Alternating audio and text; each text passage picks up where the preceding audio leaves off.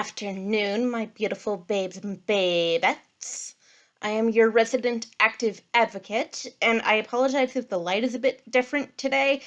It's raining and gross and cold outside, so it's all clouded over and bleh.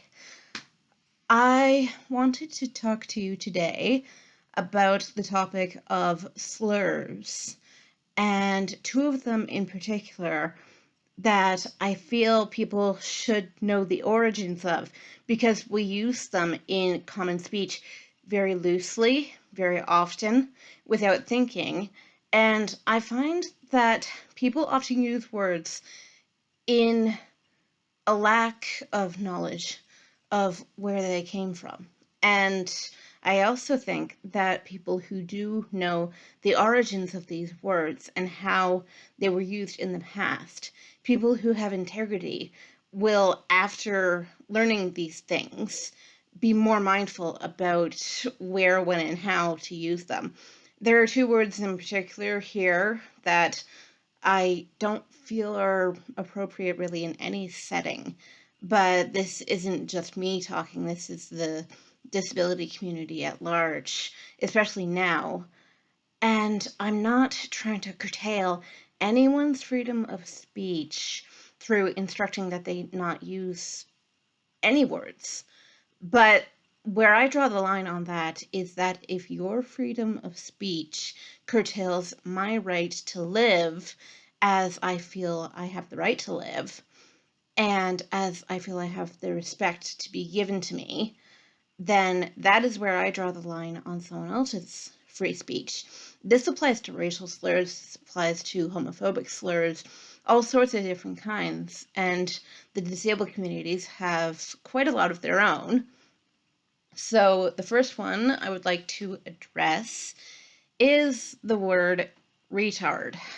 And this one I see all the time, every day online. And people don't know that these words are very insulting. They can have a very medicalized origin to them. Retard is one of these because people with intellectual disabilities in the past were called idiots, retards, in the medical community, not just in common parlance. The origins of the word retard are in Italian, with the word ritardando, which means to slow down. So that's also where we get the euphemism of slow. That, to me, is unacceptable because regardless of how a person's mind functions, no one is slow. No one is stupid.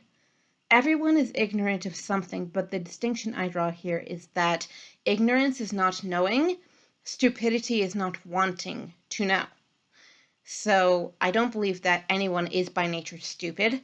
We are all ignorant of various different things. For example, I don't know how to speak Polish. Okay, that's one thing of which I am ignorant.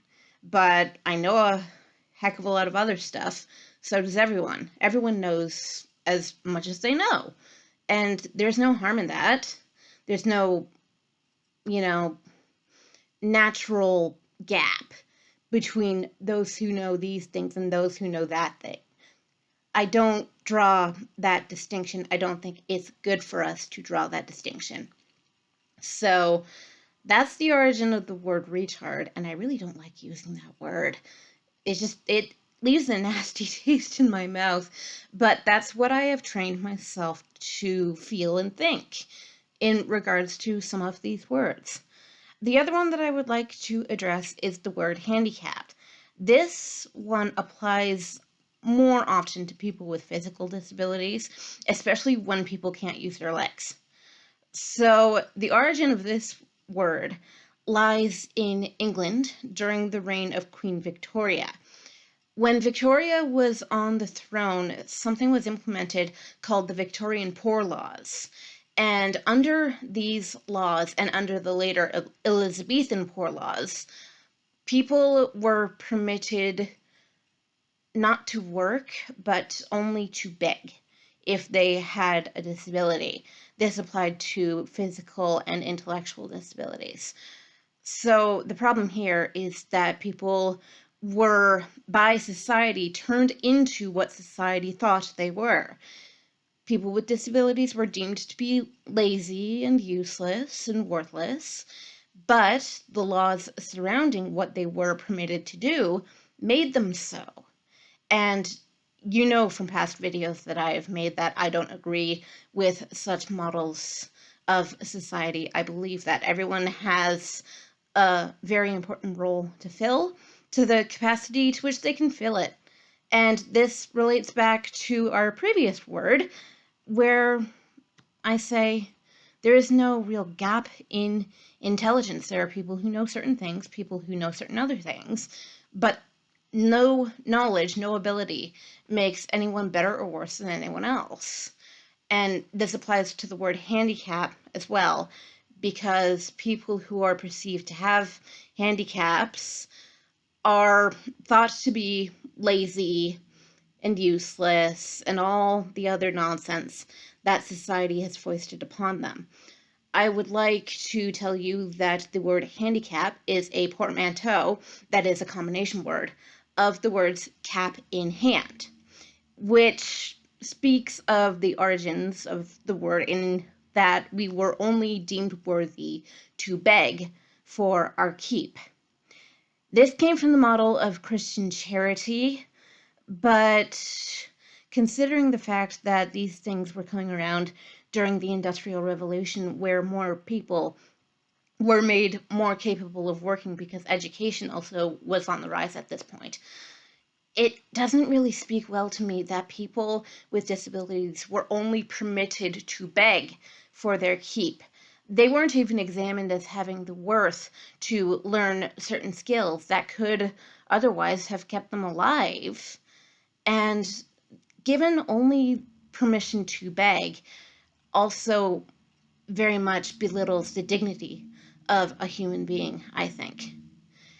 If you are not capable of some kind of work, you may be capable of other kinds of work.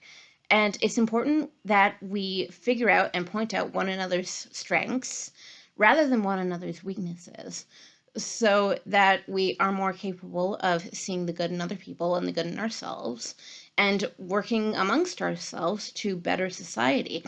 As I have previously stated in some of my videos, the economy, listen up capitalists, would be vastly improved if people were taught how to do the skills of which they are capable. And you don't know until you try. And you certainly don't know until you allow people to try. So for those who make the rules, please be open-minded. Don't be stupid. Stupidity is not wanting to know. And I don't want that for any of my viewers especially, because that's just, I don't like it. So I know this wasn't as fluent as it usually is, and I apologize for that, but I am kind of passionate about this topic. I don't like it.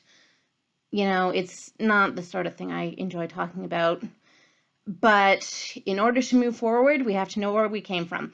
If we forget our past, and especially the negative aspects, we are doomed to repeat them. And I don't want that. Let's move forward with more open minds and just be good to one another as human beings. We are all human. We are all in this together. And thank you very much for your attention. By the way, sorry this video is late. I had to rework my work schedule for today just a little bit. It should be more back on track by tomorrow. Thank you very much. Bye! Mwah.